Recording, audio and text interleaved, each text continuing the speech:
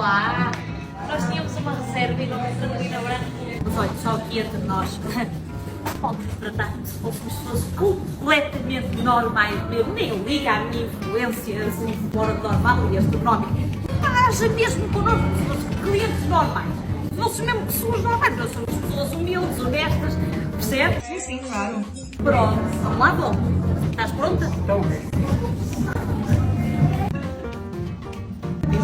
Que boa, cara.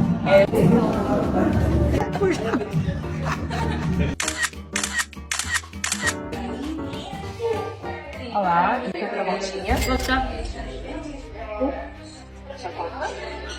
Não, mas deve ser algum engano. Famosa da treta.